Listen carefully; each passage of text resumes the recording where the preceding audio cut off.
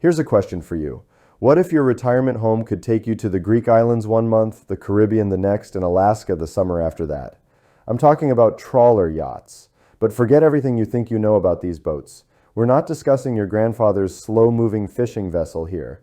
The new generation of luxury trawlers combines the range to cross oceans with interiors that rival five-star hotels. We're talking wolf ranges, stabilized cruising, and the ability to live aboard for months without touching land.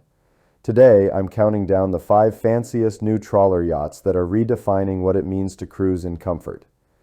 These are boats where you can genuinely live your best life on the water. And here's what surprised me most after researching these vessels. You don't need a crew of 10 to operate them.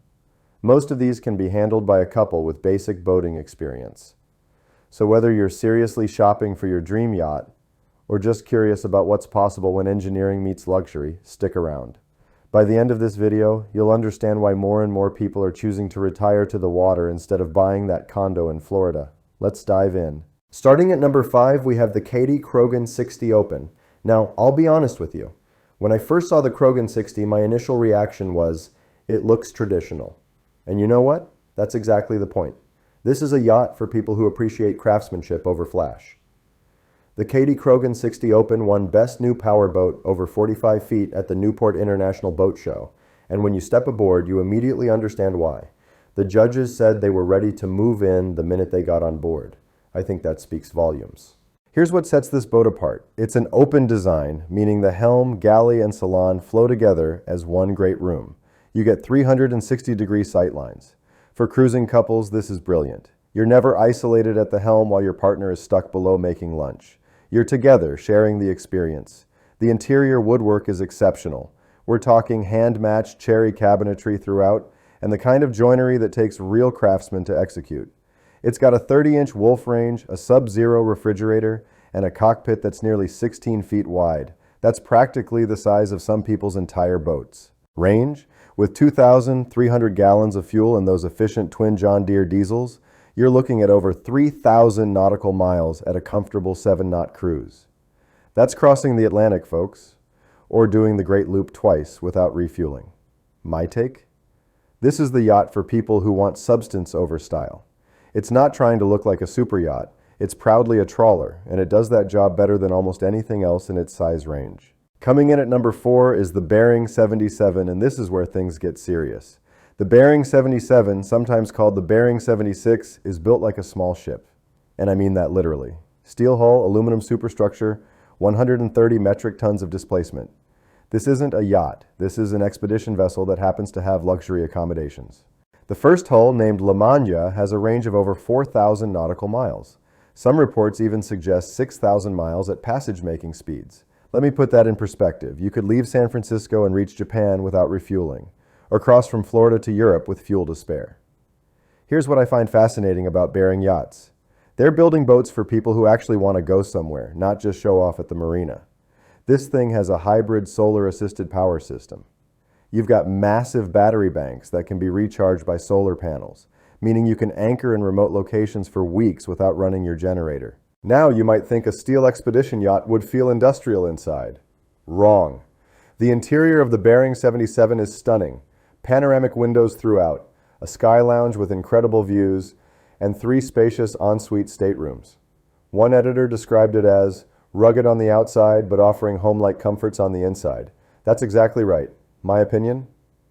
If you're the type who dreams of cruising to remote Pacific islands, exploring Patagonia, or spending a season in Norway's fjords, this is your boat. It's over-engineered for safety, underrated on style at first glance, but once you understand what it can do, you realize this might be the most capable yacht on this entire list. The Bering 77 isn't for everyone, but for the right owner, it's everything. At number 3, we have the Grand Banks 85 Skylounge. And this is where trawlers meet super yachts. Grand Banks is legendary in the trawler world. They've been building quality yachts since 1956. The new 85 Skylounge is their flagship, and it's a statement that they're ready to compete with the big boys. This boat is huge. At 87 feet with a 22-foot beam, it genuinely feels like a small super yacht when you step into that massive cockpit. You can comfortably entertain 20 guests back there. The CEO of Grand Banks wasn't exaggerating when he called it ideal for entertaining. What's clever about the Grand Banks 85 is the hull design. They use a proprietary semi-displacement hull called V-warp. The result? This thing can plane. We're talking about speeds up to 26 knots with the optional engine package. But here's the kicker. Dial it back to 9 knots for long-range cruising and you've got 2,500 nautical miles of range. That's efficient for a boat this size.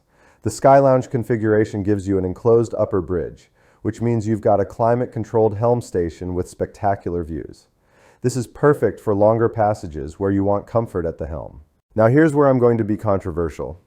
I think the Grand Banks 85 is trying to be too many things.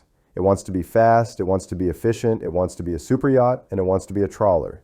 And while it does all of these things well, I wonder if it does any of them great. That said, if you want the most impressive boat at the marina, the one that makes people stop and stare, this is probably it. The Grand Banks 85 has presence. It's beautiful, spacious, and built by a company with an impeccable reputation. Is it my personal favorite? No.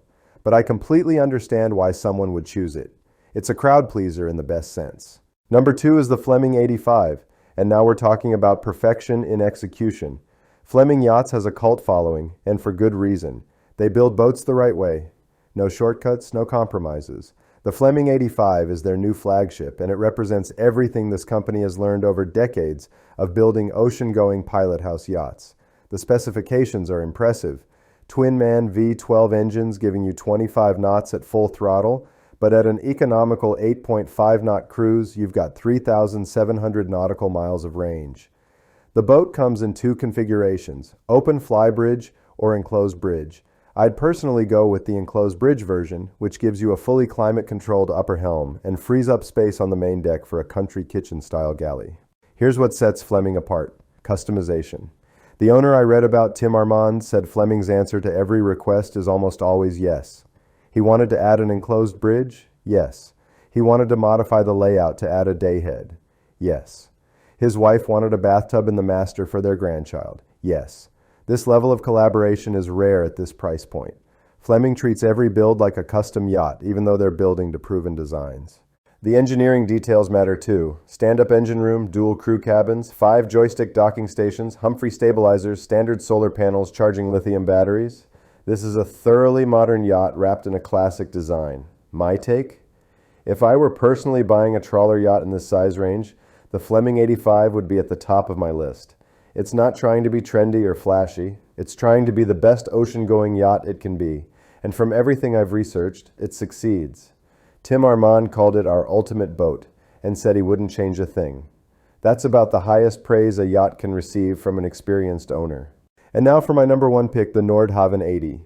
Some of you might be surprised this topped my list over larger boats. Let me explain why. Nordhavn calls the N80 a petite super yacht, and that's exactly what it is. At 82 feet, it's actually the smallest boat on this list. But here's the genius of it. This yacht was specifically designed to be operated by a cruising couple, maybe with 1 crew member. You get big boat space without needing a big boat crew. The range is transoceanic, about 2,700 nautical miles at cruising speed, with 4,670 gallons of fuel on board. That's crossing the Pacific with careful planning. And it's built on Nordhavn's legendary seaworthy hull design. These boats have crossed every ocean multiple times. They're proven. What really elevates the Nordhavn 80 is the design collaboration with Dutch studio Vrypak. They introduced a contemporary Scandi chic interior option with light American oak instead of traditional teak. The result is stunning and fresh without being trendy. Owner Mike Kugler, who runs hull number 3 called Lady Di, said something that really resonated with me. After extensive cruising, he stated, "There's not a thing that I would change on the boat. It's pretty perfect the way it is." That's remarkable. Most yacht owners, after a season or 2, have a list of modifications they want to make. But Kugler found his perfect boat right out of the gate. Here's why this is my number 1. It represents the purest expression of what a trawler yacht should be. It's designed for serious ocean cruising by owner-operators. It has the range to go anywhere. It's beautiful without being ostentatious. And it's built by arguably the most respected name in long-range cruising. The Nordhavn 80 doesn't try to be a super yacht. It doesn't try to impress your neighbors. It's built for one purpose: to take you safely and comfortably to the far corners of the world. And it does that better than any other yacht I researched. So there you have it. 5 incredible trawler yachts, each representing a different approach to luxury cruising. Here's what strikes me about all 5 of these boats. They're enabling a lifestyle that wasn't really possible a generation ago. Modern systems, efficient engines, and advanced stabilization mean you can live aboard comfortably for months, cross oceans safely, and do it all without needing a professional crew. The question isn't really which of these boats is best. The question is, which one matches your cruising dreams? Are you a coastal cruiser who wants a floating vacation home?